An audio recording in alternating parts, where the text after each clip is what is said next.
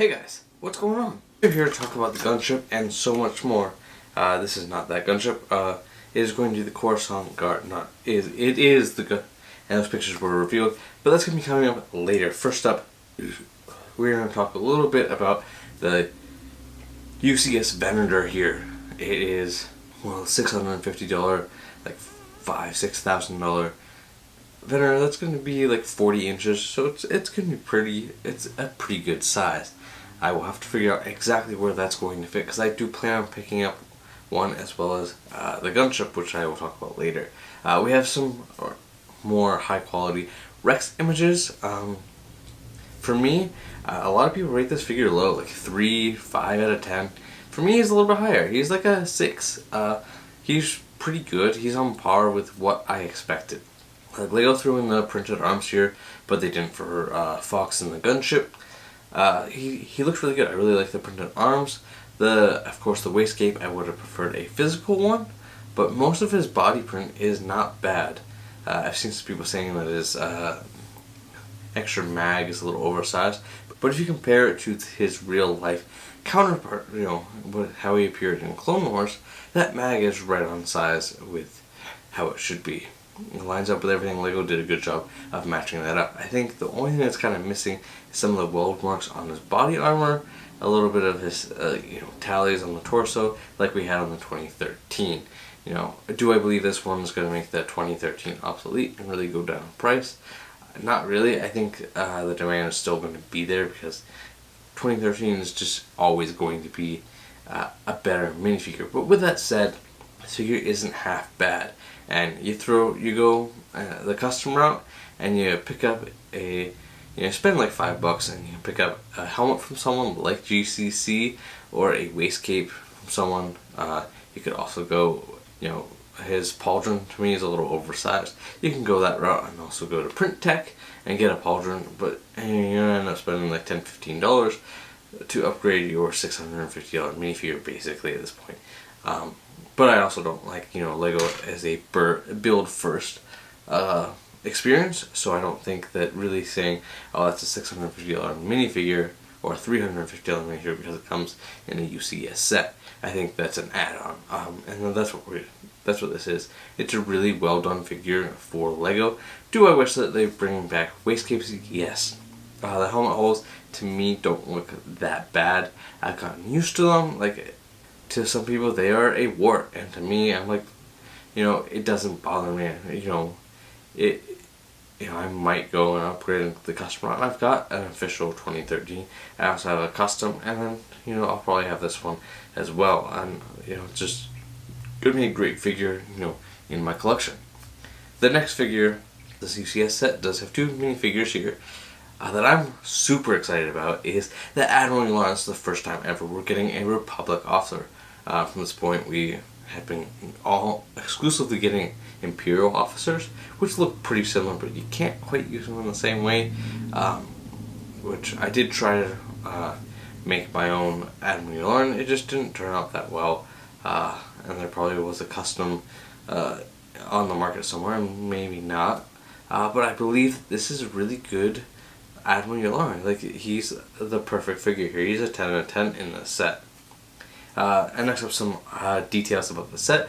There's going to be 4 buildable mini, probably a slightly bigger than an Advent Killer build, Republic gunships that are going to be stuck to the side of the Venator, and in the same vein that a 10 out of 4 was stuck to the side of a Star Destroyer.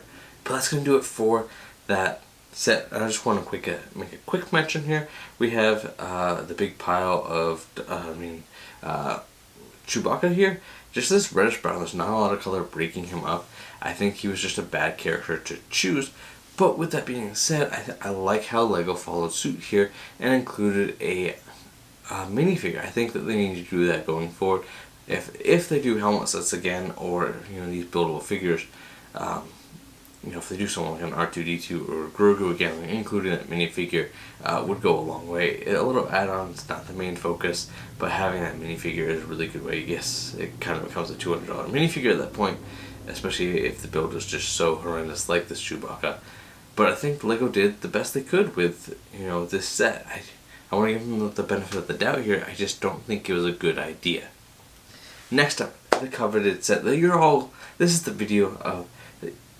This is why you're here. Is the Gunship picture. We have official HD images right here, and I'm gonna go over.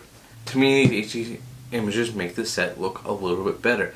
Now, I don't have it in hand, and once I do, my opinions might change on this. But overall, it's not a bad set. There's some, pretty missed opportunities in the set, but overall, it's an 8 out of 10 set. But let's break down exactly why.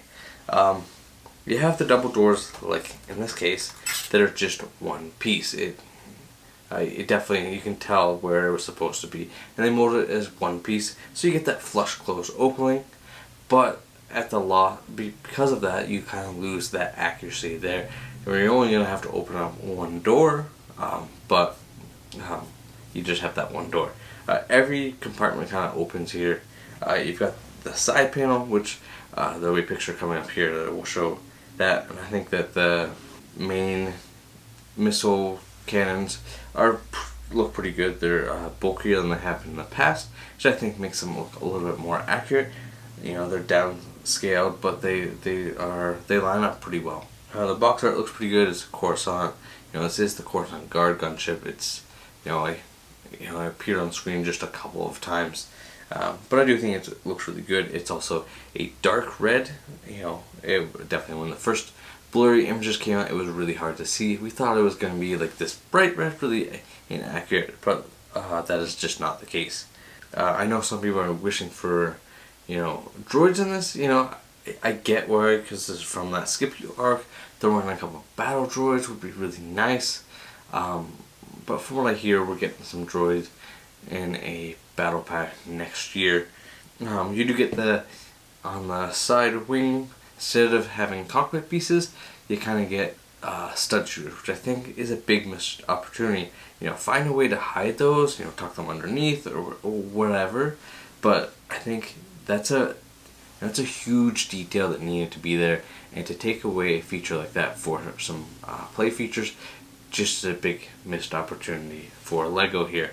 You do get a handle that kind of pops out, so you can swoosh this ship around, making it very swooshable, or at least it gives you a hand to pick it up and then kind of hold it and fly it around like that. However you want to do that. I hope to review this pretty close to September. Like I said before, you got the sides that are going to open as well. You could put some minifigures in there if you wanted. The back door will open, but doesn't have a play feature like the previous versions where you could have a speeder bike come out. It just doesn't have the room, being a scaled down, more minifigure scale, which I'm really liking. A lot of the sets have been oversized, which you do pay a pretty good price for. Usually about $120 for the past 10-15 years, and now this one's gonna be $140, so it's a little more expensive, but it's the same price as the ATT. And usually the Gunship has always been more, just because it has more bigger pieces and whatnot. All the previous versions do have more pieces than this set, but I think given inflation and all that, it's not a bad price. But I'll talk a little bit more on price in a minute here. The doors will slide on both sides, look really good. The minifigure selection is absolutely excellent. I think it fits. This, you can definitely tell what arc this is from. This is definitely on that Scipio arc. Even though they have Commander Fox, who didn't appear in that, they are mix matching here a little bit. Palpatine only appeared in a hologram. They're doing stuff like that, and I think it makes sense. But also with the gunship like this, I know it's not a battle pack, but look at the ATT and how almost battle pack worthy that is. It's just a really large one. You can buy multiple, and you're not getting a ton of just single named characters. Where in this case, you're getting Palpatine, Padme, and Commander Fox, and you really only have the 2 Coruscant guards. If you buy multiple, that you're really adding on to it, and it's just not worth kind of getting a lot of them, in my opinion, because of that. But you do get some excellent figures, like Commander Fox. Even though he's a little bit inaccurate, I do feel like that the visor piece should have been black. He's got the printed on waist cape, and again, You know, I wish that there was a cloth too. You know, I like the print, or at least if there's like a wraparound print. Like, it doesn't have to be 3D, but like even the side legs were printed, you know, and you know, dual molded legs would have helped him here as well. And then you got the Coruscant guards themselves. They look pretty okay, pretty good for the most part. And again, you know, I think that some arm printing here would really save these figures, even if it was just to, you know, print on their shoulder armor. That's not something that LEGO normally does, but I think it would have really saved these minifigures.